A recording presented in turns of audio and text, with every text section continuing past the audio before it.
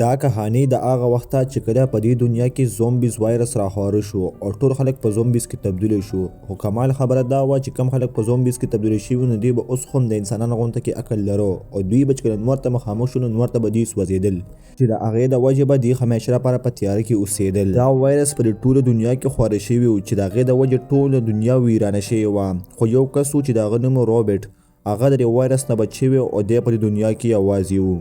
دا به اکثر اوقات د ځنګلي جانورو شکار کوو او هغه به ځان لا پخول او د شپې کېدو نه مخکې به دی کور ته رالی. د په کور کې ځان سره د یوې میاشتې سټاک او خوراک ساتلی و.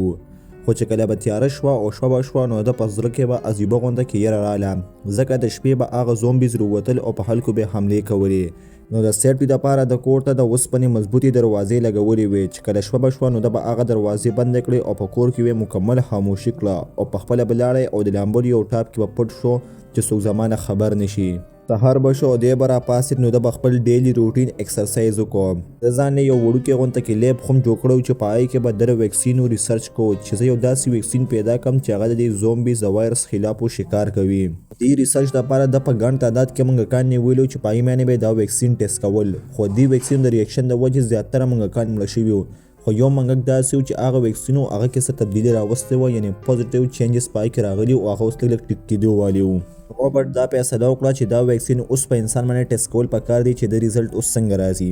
یو هیومن زومبي په شکار کې دی راوځي، خو د هغې نه مخکې دی یو شوپ ته لاړ شي چې هغه شوپ کې د مختلف ځای کې بوتان ودرولي چې په هغې به د ځان مشغوله او هغې سره به یې خبرې کولې. دی په دغه ورځ ځان سره ټول د شکار سامان راغونډ کړي او واپس د هغه ځای نه کور ته لاړ شي. چې کله سبا شي نو دی یو ایربیس سره غلی او د زړه د مشغولولو دپاره هغه ته هاکي لګولي او دغه دوران د ده راسپې څه ویني چې دی ټوپک راوالي وګوري نو هغه یو هیرن وي. دی هغې پسې شت لاړ شي چې د هغې شکار وکړم او ځانه د شپې دپاره څه خوراک پیدا کړم. دا هیرن د دې نه وتښتي او لاړ شو یو کور ته ورننوځي او هغې پسې شاته د روبرټ هغه سپی هم ورننوځي. روبرټ په زړه کې یره وي چې چېرته زومبي زما دا سپی ونه خوري، ځکه په دې دنیا کې د سره سر دا سپی و او د هغې د بچاو دپاره دی د کور ته دننه راننوځي چې په هغې کې هر سیټ ته تیاره وه. دی وویني چې ځای په ځای وینه پرته ده او دا وینه بیا په پوړو باندې بره ختلې ده. نو دی پوه شي چې بره به زما سپی وي او دی هغې پسې بره راوخیږي او دی ویني چې په لاره کې هغه هیرن پرته ده چې هغه اوس ما داسې شي وجلې ده. دی بل سیټ ته وګوري نو دی ویني چې په بلا تعداد کې زومبیز ولاړ دي. نو دی زر لایټ بند کړي او د هغه نه خاموشتیا سره مخکې لاړ شي. دی لږ مخکې په دغه ځای کې لاړ شي نو دی وویني چې د سپی مخامخ ولاړ دی او دی اچانک شاته یو اواز واوري چې دی څنګه وګوري نو هلته یو زومبي وي او هغه په ده باندې اټیک وکړي او دی د هغه ځای نه منډه کړي. دی د هغه ځای نه منډې وي او دا زومبیز ده پسې ورپسې وي او دی د هغه بلډینګ نه په یو کړکۍ راودانګي چې داسې یو دوه زومبیز راپرېوځي او د لمر رڼا سره هغې وسوځي. نو ده دا یقین وشي چې په دې بلډینګ کې زومبي شته او د هغې د نیولو دپاره او په هغې باندې ویکسین ټیسټ کولو لپاره دی یو جال دغلته جوړ کړي. بیا ځانه د سرنج په ذریعه باندې وینه وباسي او یو څادر هلته په ور کې خور کړي او د هغې د پاسه دی د وینې هغه بوتل وروغورځوي چې په هغې باندې هغه وینه خوره شي او د دغه وینې بوی پسې یو زومبي دغلته راشي چې هغه د په جال کې پساو شي او دا زومبي په یو پړي کې ځوړنده شي چې دی ولې په یې سر ګزار ورکړي او بېهوشه کړي. څنګه دغه زومبي ونیوي دغه دوران ورپسې یو بل زومبي ډېر په تیزۍ سره راشي، خو بار چونکې د لمر رڼا وه نو هغه واپس دننه لاړه شي. دی دا زومبي خپل لیب ته راوړي او دلته دی معاینه کوي او دی وویني چې د زومبي هارټ بیټ د 200 نه سیوا دی او د دې د سترګو کلر هم چینج دی. دا زومبي یو فیمیل زومبي وه. دی وویني چې دی په ملا باندې یو بټرفلای جوړه شوې وي او دی بیا ویکسین راوالي او هغه د دې په رګ کې ور انجکټ کړي چې د هغې د وجې د دې هارټ بیټ مکمل نارمل شي. خو چې لږ ساعت کېږي دا واپس په خوش کې راشي او په ده باندې حمله شروع کړي، خو چونکې دا د تړلې وه نو دا یو اوږده چغه وي او هغې سره دا بېهوشه شي او دې سره دی ډېر زیات مایوسه شي. دی بیا یو بله ستن راوالي او هغه دی بلالې ووهي چې هغې سره دا واپس په خوش کې راشي او هارټ بیټ یې واپس روان شي. خو دی ډېر زیات مایوسه وي ځکه دې ویکسینو هم په انسانانو کار ونه کړو او دی بیا دا بلا ویسي او د شیشو یو کمرې هلته کې بنده کړي او دی واپس د لیب نه بهر راوځي. د ده یو عادت و چې ده به روزانه په ریډیو چینل باندې دا خبر ورکوو چې زه به تاسو ته په پلانکي پول باندې انتظار کوم، که څوک هم په دې دنیا کې ژوندي وي نو دغه پول له دې ماښامه پورې ځان راورسوي.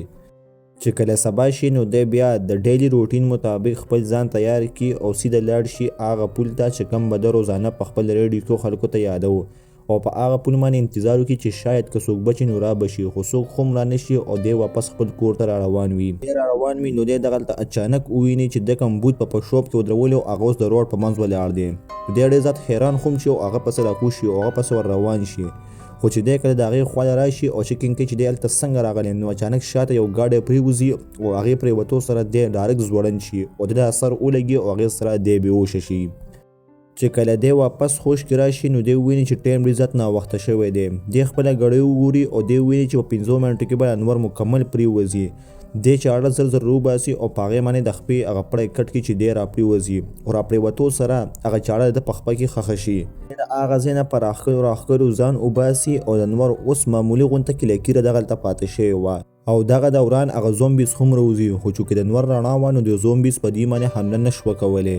دا زومبیز دا انتظار کوي چې انور ختم شي نو موږ په دې حمله وکړو او انور دقه شان ختم شي او دا زومبیز په دې پسې ورپسې شي. خو روبرټ فورا تمانچه راولي او یو زومبي ته ولي بل زومبي د پاسه پراته وي او اچانک د ده سپی راشي او هغه زومبي یې لرې کړي. دی تمانچه راولي او هغه زومبي ولي خو چې کله دی د خپل سپي خواله راشي نو هغه د زومبي د خلي نه ډېر زیات زخمي شوی او دی د سپی ځان سره والي او خپل لیب ته راوړي او هلته دی هر قسم ویکسین دله ووهي خو چونکې د دا ویکسین بې اثر نو دی د سپی ځان سره والي او دته اندازه وشي چې زما د سپی اوس بچ کېدو ول نه دی. دغه دوران دی وویني چې سپي د سترګو رنګ بدلېدو واله دی او غاښونه خو هم څه زیات راوږده شو نو دی پوه شي چې دنه زومبي جوړېدو واله ده او چې سپی څنګه په ده حمله کوي نو دی ولې په مرۍ باندې زور کړي او دا سپی مړ کړي. دا سپی په دې دنیا کې د ده واحد ملګری و چې د په غم باندې دی ډېر زیات په صدمه کې وي نو دی دا فیصله وکړي چې دا ټول زومبیز به اوس زه ختموم او ګاډی والي او د شپې هغه پول ته لاړ شي چې کوم به دا خلکو ته یادو په ریډیو کې هلته چې دی ورسي نو هلته ټول زومبیز په ده باندې حمله وکړي خو دی په هغې باندې ګاډی ور وخیږي.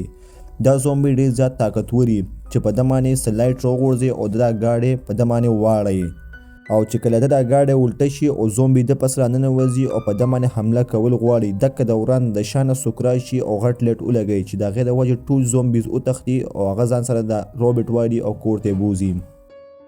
چې کله سبا شي او روبرټ خوش کې راشي نو دی ویني چې دله چا ټانکې لګولي دي نو دی راپاڅېږي چې دا کس څوک دی نو دی ویني چې دا خو یو ماشوم او یو وړه جینۍ ده.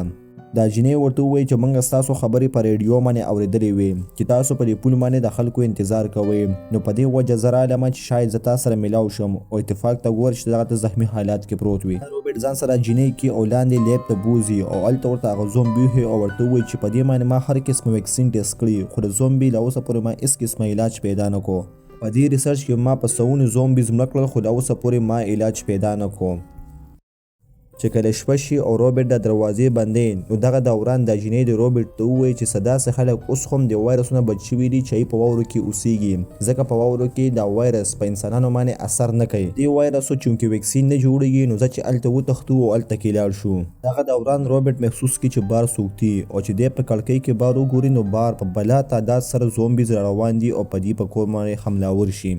روبرټ فورا لیټونه ولګوي خو هغه لیټونه هم بلاګانې راوغورځوي او دا ټولې بلاګانې اوس د دې کور ته ډېرې نږدې راغلې وي نو دی یو ریموټ راوالي او هغې کې یو بټون ووایي چې هغې سره شاته یو مضبوطه دماکه وشي او د نیمې نه سیوا زومبیز په هغه دماکې سره مړی شي. اوس هم څه زومبیز بچ شوي وي او هغه د کور ته دننه راغلي وي او هغه په روبرټ باندې حمله وکړي او روبرټ راوغورځوي خو روبرټ فورا یو ټوپک راولي او په هغه فایرینګ وکړي چې هغې د وجې هغه بلا د هغه ځای نه وتښتي. روبرټ د هغه ماشومان د کتو لپاره بره راشي خو دغلته هم یو بلا لګیا وي او هغه په چت کې سوری کوي او په دې کمره کې دغه ته تمانچه هم سیټ پرته وي. بلا چې څنګه پوه شي چې په دې کمره کې څوک دي نو روبرټ فورا تمانچه راولي او دا بلا پیولي او بیا لاړ شي او په کړکۍ کې بار وګوري چې بار بلاګانې شته دی او که نه خو بار هم په ډېر په ګڼ تعداد کې بلاګانې اوس هم پاتې وي او هغه د کور ته راننوتلي شروع کړي نو دی د هغه ځای نه وتښتېږي او لاړ شي او په هغه لیب کې پټ شي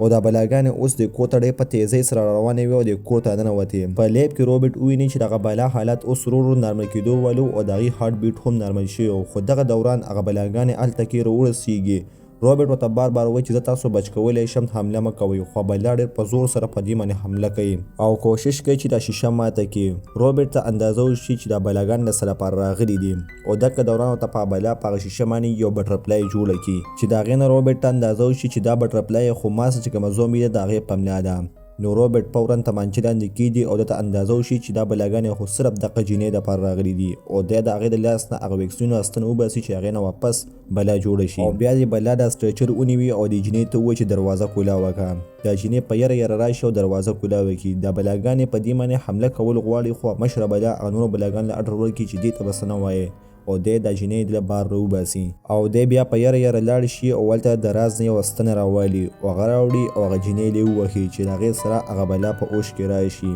او دا مشره بلا د هغې په اوښ کې راتلو سره ډېره زیاته خوشحاله شي او دا ځان سره په غېږ کې والي او دې ته هېڅ سم ونه وایي او د هغه ځای نه هغه بلا لاړه شي. ډیر وخت بعد بیا موږ ته روبرټ وښودلی شي چې د سره اوس دا جینکۍ وي او دی روان وي د هغه خلکو په تلاش کې چې کوم درې وایرسونه بچ شوي وي او دا موی پریزې ختمه شي.